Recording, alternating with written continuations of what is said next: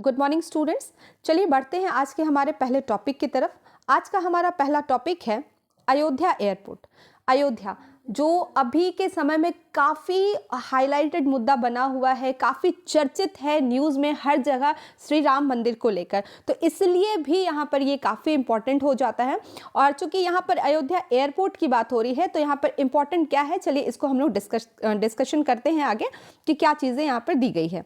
Ayodhya airport जो है उसका उद्घाटन 30 दिसंबर 2023 मतलब अभी हाल ही में इसका उद्घाटन किया है प्रधानमंत्री जी ने। तो यहाँ पर इम्पॉर्टेंट ये नहीं है कि यहाँ पर हवाई अड्डा बना, इम्पॉर्टेंट ये है कि इसी हवाई अड्डे को, इसी नवनिर्मित हवाई अड्डे को अभी हाल ही में अंतर्राष्ट्रीय हवाई अड्डे का दर्जा दिया गया। क्लियर है? तो याद रखिएगा नवनिर्मित है, अभी 30 दिसंबर 2023 को उद्घाटन ही हुआ है और इसे ही हवाई अड्डे का दर्जा मिला है। ये यहाँ पर इंपॉर्टेंट पॉइंट हो जाता है, तो इसको आप याद रखेंगे। देखिए यहाँ मेंशन किया हुआ पहला पॉइंट कि केंद्र सरकार ने अयोध्या में नवनिर्मित हवाई अड्डे को अंतर्राष्ट्रीय हवाई अड्डे का दर्जा दिया। क्लियर है? तो यहाँ पर अंतर्राष्ट्रीय हवाई अड्डा ये आप याद रखेंगे। इस हवाई अड्डे का नाम क्या रखा गया है? तो इस हवाई अड्डे का नाम है महर्षि वाल्मीकि इसका नाम है महर्षि वाल्मीकि इंटरनेशनल एयरपोर्ट अयोध्या धाम। तो आप नाम से ही इसको इजीली, मुझे नहीं लगता है कि आपको दोबारा याद करने की ज़रूरत पड़ेगी, क्योंकि ये राम जन्मभूमि है, भगवान श्री राम जन्मभूमि है और उनसे रिलेटेड है महर्षि वाल्मीकि, मतलब रामायण की रचना की थी महर्षि वाल्मीकि जी ने, तो उन्हीं के नाम पर यहाँ पर इस एयरपोर्ट का नाम रखा गया। ठीक है, तो नाम याद रखेंगे महर्षि वाल्मीकि इंटरनेशनल एयरपोर्ट अयोध्या धाम। क्लियर है? मैंने यहाँ पर उद्घाटन भी बता दिया कि 30 दिसंबर 2023 को इसका उद्घाटन हुआ है। चलिए आगे हम लोग समझते हैं कि जैसे कि मैंने अभी जिक्र किया श्री राम मंदिर का, तो अयोध्या से रिलेटेड है, तो ये पॉइंट भी आपके लिए इम्पॉर्टेंट है जानना कि यहाँ पर इसी शहर में मीन्स अयोध्या में श्री राम मंदिर का उद्घाटन जो है वो कब होने जा रहा है, तो वो होगा 22 जनवरी 2024। काफ़ी नज़दीक समय आ चुका है, तो इसलिए ये भी यहाँ पर काफ़ी इम्पॉर्टेंट है। ऐसे तो बहुत सारे डेट्स याद रखना मुश्किल है, लेकिन आपको यहाँ पर विथ डेट याद रखना ही है, काफ़ी इंपॉर्टेंट है ये। ठीक है, चलिए और आगे समझते हैं कि इसमें क्या चीज़ें दी गई है कि अयोध्या में यहाँ पर 85,000 करोड़ रुपए, 85,000 करोड़ रुपए की परियोजना को भी लागू किया जा रहा है, तो ये भी एक अच्छी बात है। तो यहाँ पर ये सारी चीज़ें आपके लिए इंपॉर्टेंट हो जाता है। और चूंकि हम अयोध्या के बारे में चर्चा कर रहे हैं तो यहाँ पर ये भी जानना इंपॉर्टेंट है कि अयोध्या किस नदी के किनारे बसा हुआ है, तो वो है सरयू। तो यहाँ पर प्रमुख नदी हम लोग सरयू को भी ध्यान में रखेंगे और आप थोड़ा खुद से भी एफर्ट लगा सकते हैं, सरयू के बारे में कुछ चीज़ें आप जान सकते हैं, तो एक वो भी आपका ट्रेडिशनल पार्ट को भी आप करंट से रिलेट कर सकते हैं। क्लियर है?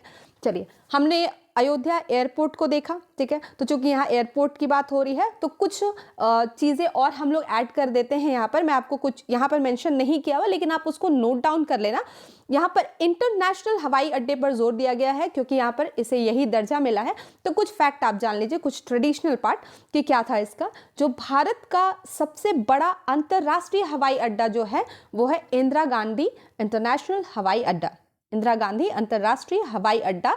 ये 5,495 एकड़ में ये हवाई अड्डा है। ठीक है, आप याद रखेंगे इसको कि सबसे बड़ा अंतर्राष्ट्रीय हवाई अड्डा कौन है? इंदिरा गांधी। ठीक है, दूसरा आप एक पॉइंट और नोट डाउन कर लेना कि सबसे व्यस्त अंतर्राष्ट्रीय हवाई अड्डा कौन सा है, तो वो है छत्रपति शिवाजी अड्डा। ठीक है, हवाई अड्डा। ठीक है, ये कहाँ पर है? तो ये मुंबई में है। ठीक है, इंदिरा गांधी वाला इंटरनेशनल वो एयरपोर्ट कहाँ है? तो वो है दिल्ली में। आपको पता होगा ही, फिर भी आप मेंशन कर लेना।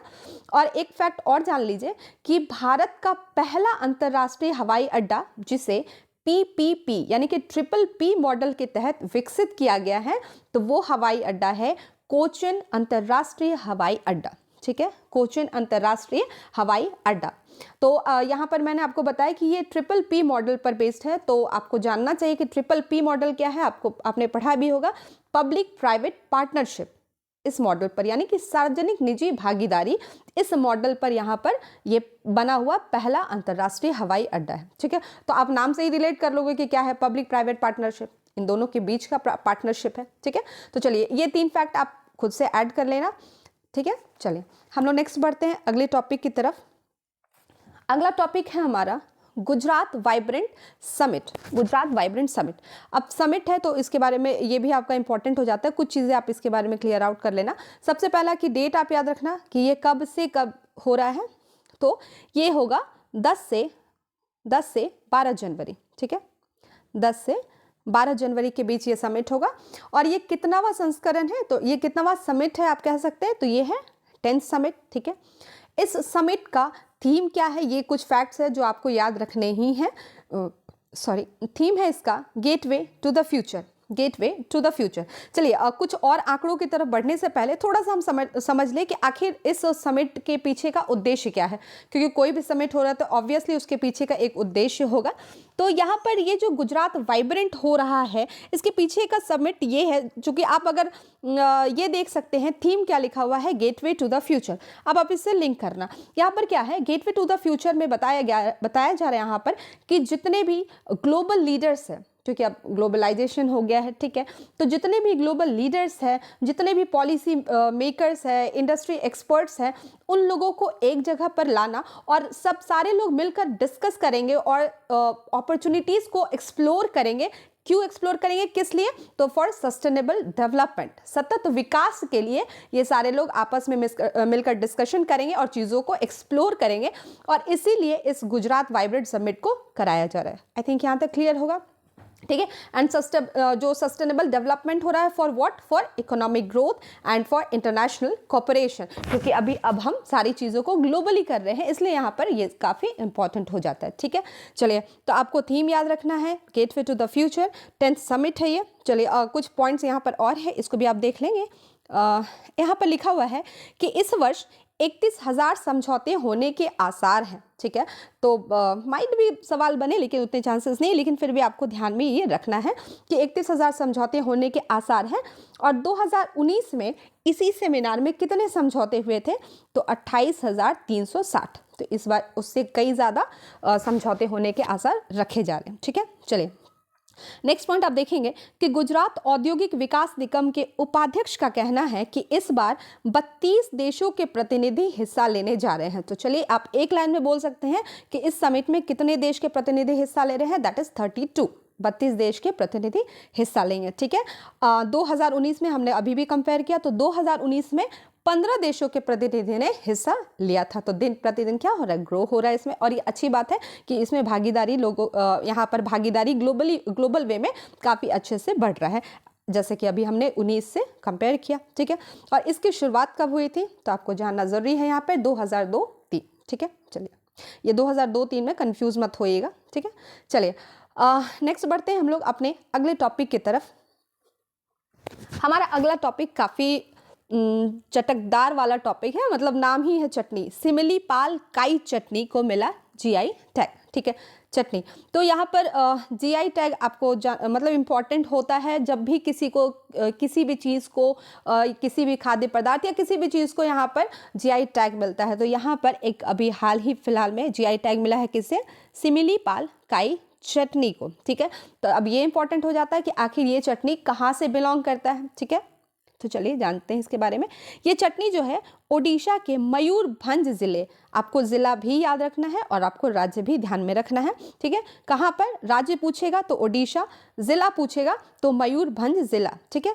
इसी के सिमिलीपाल, ठीक है, सिमिलीपाल काई चटनी को मिला जीआई टैग, ठीक है।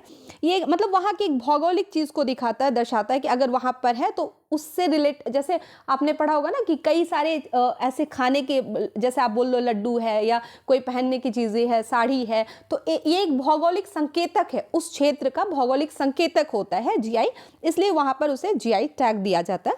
और इस चटनी के बारे में कुछ चीज़ें जान लीजिए। इस चटनी को लाल बुनकर चींटियाँ, जो रेड वीवर एंड्स होते हैं ना, उसी से इस चटनी को बनाया जाता है, ठीक है।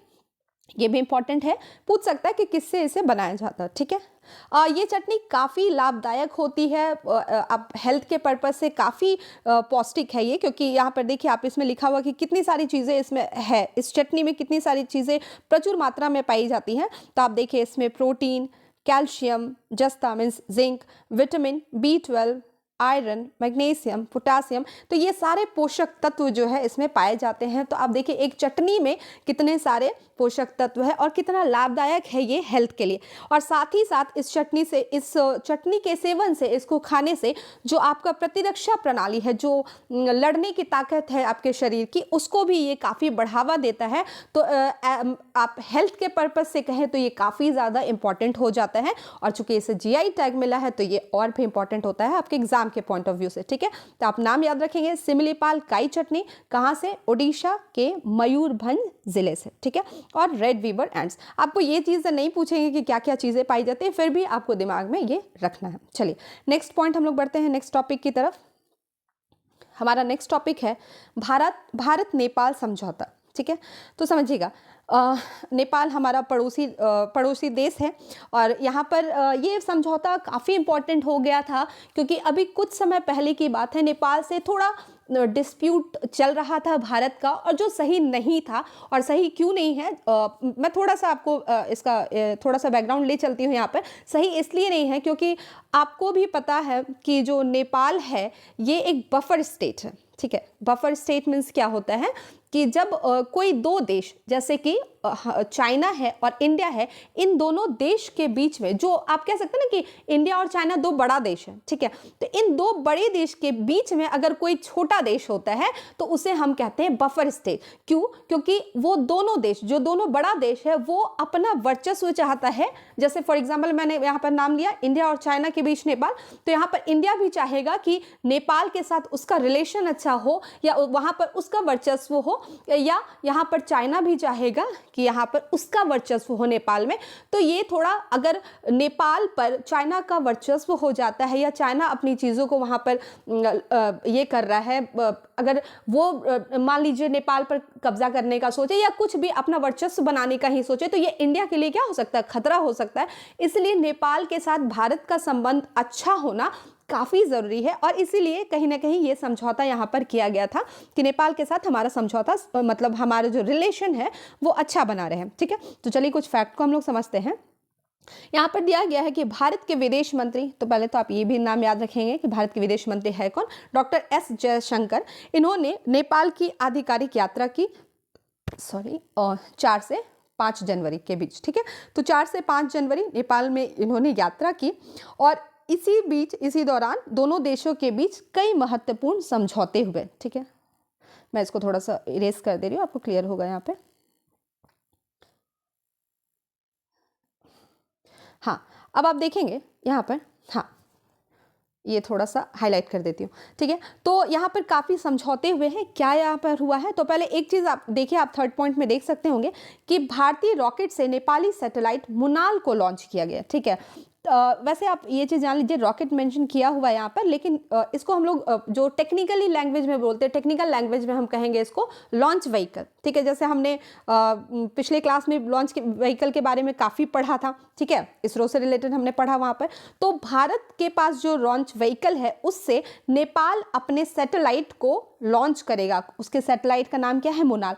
तो मुनाल यहाँ पर थोड़ा इंपॉर्टेंट हो जाता है क्योंकि ये भारत से रिलेटेड है। भारत के लॉन्च व्हीकल से इसको छोड़ा जा रहा है, इसलिए थोड़ा सा आप नहीं हो तो थोड़ा मुनाल को भी एक लाइन, एक कहते हैं ना कि एक नज़र से आप उसको देख लेना। ठीक है, तो एक तो ये यहाँ पर हुआ।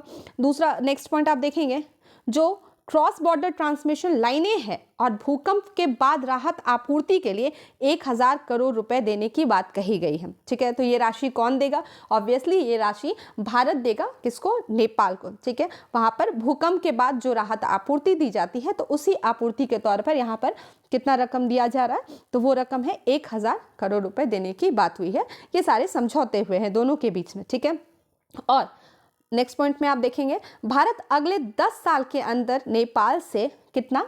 10,000 मेगावाट बिजली का आयात करेगा। ठीक है, आयात निर्यात आप समझते हैं, आयात मतलब लेगा। ठीक है, तो कितना? 10,000 मेगावाट बिजली भारत कहाँ से लेगा? नेपाल से, अगले 10 साल तक। तो देखिए ये सब ये भी एक डिप्लोमेटिक तरीका है, क्योंकि अगर आप कुछ भी आयात निर्यात कर रहे हैं तो वहाँ से क्या होता है, हम ऑब्वियसली हम अपने रिलेशन को अच्छा बनाए रख सकते हैं, उसकी संभावना और ज़्यादा बढ़ जाती है। ठीक है, और नेक्स्ट पॉइंट आप देखेंगे, नेपाल के अंदर जल विद्युत अर्थात हाइड्रो पावर इलेक्ट्रिसिटी के क्षेत्र में बड़ा निवेश करेगा। माफ़ कीजिएगा, यहाँ पर क्षेत्र आप ये थोड़ा स्पेलिंग एरर हो गया है, इसको आप सही कर लेंगे, ठीक है। क्या दिया गया है कि नेपाल के अंदर जल विद्युत अर्थात हाइड्रो पावर इलेक्ट्रिसिटी के क्षेत्र में भी यहाँ पर क्या होगा, एक बड़ा निवेश होगा। तो मूलतः यहाँ पर बात ये है कि नेपाल के साथ समझौता हमारा रिलेशन अच्छा हो, इसीलिए ये समझौता किया गया था। तो आपको डेट ध्यान में रखना है 4 से 5 जनवरी, और यही याद रखना है कि कुछ जैसे मैंने यहाँ पर बताया कि सैटेलाइट एक छोड़ा जा रहा है भारत के लॉन्च व्हीकल में, तो इसलिए मुनाल भी यहाँ पर इंपॉर्टेंट हो जाता है, ठीक है। आई थिंक यहाँ तक आपको टॉपिक क्लियर होगा। नेक्स्ट क्लास में हम लोग मिलते हैं एक नए टॉपिक के साथ, तब तक के लिए thank you, have a nice day.